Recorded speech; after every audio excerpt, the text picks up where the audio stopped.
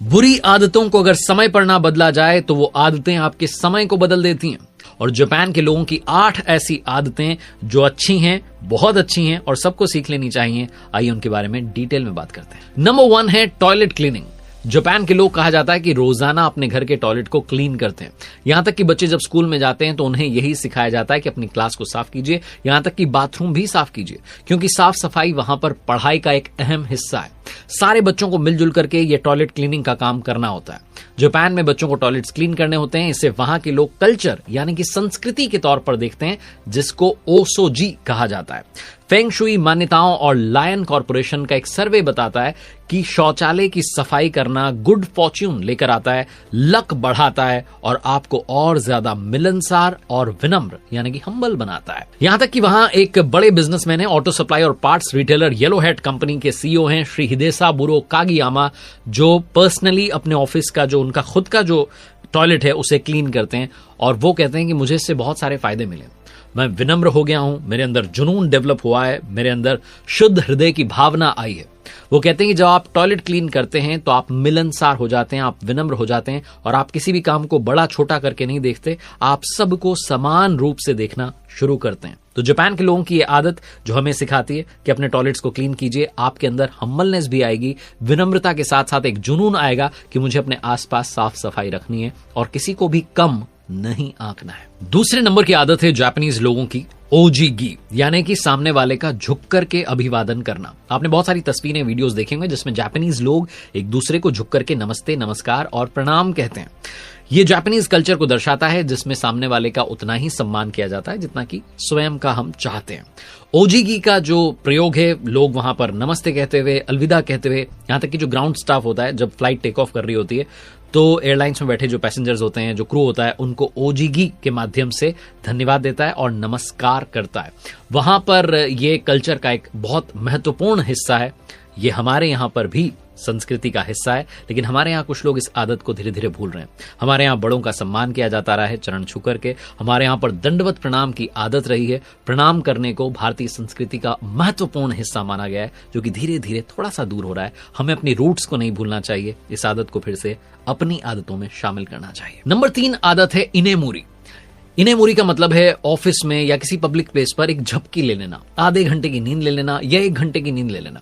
हालांकि हमारे देश में इनेमुरी का कोई तुक नहीं बनता, क्योंकि हमारे यहां पर अगर कोई वर्क प्लेस पर सोता हुआ पाया गया तो बॉस उसके खिलाफ एक्शन ले सकते हैं। लेकिन ये बात जापान में जापानीज लोगों पर लागू नहीं होती। इस बात को वहां बहुत अच्छा माना जाता है। कहा जाता है कि जब वहां आर्थिक उन्नति का समय चल रहा था, इकोनॉमिकल ग्रोथ का समय चल रहा था, तो अखबारों में इस तरीके के विज्ञापन दिए जाते थे कि क्या आप अपनी नींद का त्याग करके सिर्फ और सिर्फ काम पर ध्यान देना चाहते हैं, देश को आगे बढ़ाना चाहते हैं। तो धीरे धीरे लोगों ने अपने काम को इतना ज्यादा शुमार कर लिया जिंदगी में कि नींद पीछे चली गई।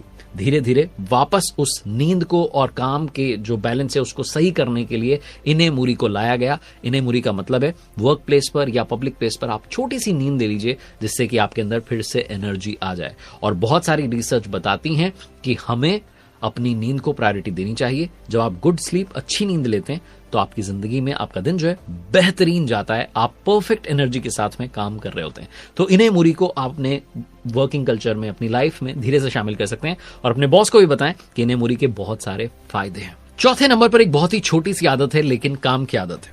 आपने देखा होगा हमारे यहां पर यह आदत धीरे धीरे पीछे जा रही है। हम किसी भी शोरूम में जा रहे हैं, किसी भी दुकान पर जा रहे हैं, रेस्टोरेंट में जा रहे हैं, शूज पहन करके ही चले जाते हैं।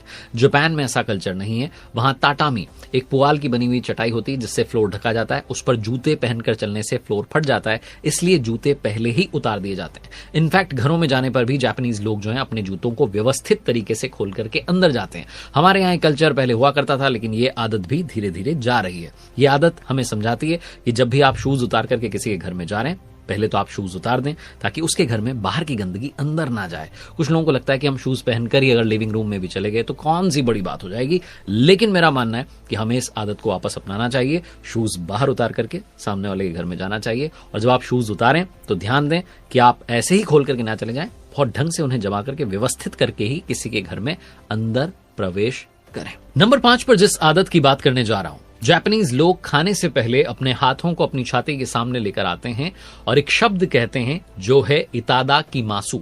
इतादा की मासु ये शब्द स्कूल्स में, रेस्टोरेंट में, कैफे में, जहां कहीं भी वो हैं और भोजन शुरू करने जा रहे हैं, दफ्तर में अगर हैं, कैंटीन में हैं, तो इतादा की मासू कहते हैं। दोनों हाथों को छाती के सामने रखने की मुद्रा को गैशो कहा जाता है और जो शब्द बोला जाता है वो है इतादा की मासू। ये उनकी एक मान्यता है जिसके अनुसार भोजन बनाने वाले को, भोजन में जो सामग्री है उसको, अन्न को, हर व्यक्ति को जो इस भोजन बनाने की प्रक्रिया में शामिल हुआ है उसको आभार देने के लिए इतादा की मासू कहा जाता है।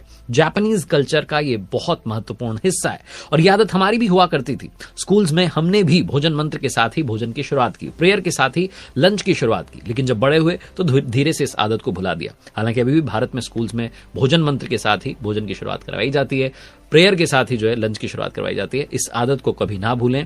आप जब भी अन्न ग्रहण करने जा रहे हैं धन्यवाद दें और उसके बाद अन्न ग्रहण करें।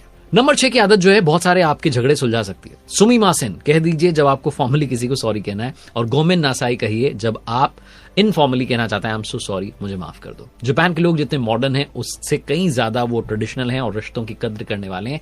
इसीलिए उस देश में बच्चों को बचपन से ही कहा जाता है कि अपनी गलती स्वीकार कर लीजिए और उसके लिए बकायदा अपॉलॉजीज मांगिए, यानी कि गोमेन नासाई कहना शुरू कर दीजिए। जापान में जब भी किसी व्यक्ति से गलती होती है या अनजाने में किसी का नुकसान हो जाता है तो नुकसान की भरपाई के पूरे पैसे भी दिए जाते हैं और साथ में एक चिट्ठी लिखी जाती है जिसमें बकायदा सॉरी जो है वो मांग लिया जाता है, माफी मांग ली जाती है ताकि किसी को उनकी वजह से परेशानी ना हो। और सिर्फ पर्सनली नहीं बल्कि पब्लिकली भी वहां पर जो है सॉरी मांगने का चलन है। उस देश में ट्रेन अगर 2 मिनट लेट हो जाती है तो रेलवे जो है वो सार्वजनिक माफी मांगता है। होटल में अगर 1 मिनट के लिए भी इंटरनेट बंद हो जाता है तो पब्लिकली जो है एक लेटर चस्पा किया जाता है और उस पर सॉरी मांगी जाती है। जापान में अगर कोई ट्रेन 1 घंटा देरी से चले, पहली बात तो ऐसा सोचा नहीं जा सकता, और अगर ऐसा हो जाए तो बकायदा अगले दिन वो अखबार की हेडलाइंस बन जाती है। जापान का जो रेलवे उसने एक बार सबका दिल जीत लिया था। सिर्फ एक बच्चे के लिए ट्रेन चलाई थी। ये बच्ची अपनी स्कूल की पढ़ाई पूरी कर सके इसलिए वो ट्रेन चलाई गई। शिरातक स्टेशन पर दिन में 2 बार ट्रेन गई, एक बार स्कूल छोड़ने के लिए और एक बार उस बच्ची को स्कूल खत्म होने के बाद उसे घर छोड़ने के लिए। कहा गया कि जब तक ये बच्ची ग्रेजुएट नहीं हो जाती तब तक उस रूट पर यह सेवा जारी रहेगी। 2016 में उस लड़की ने अपनी पढ़ाई पूरी की और फाइनली उस ट्रैक पर जो है ट्रेन को बंद किया गया।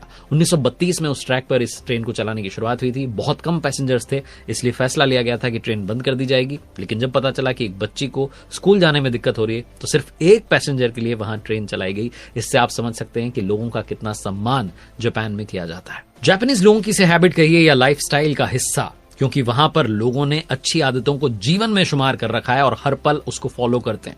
7वें नंबर की आदत है हारा हाची बू।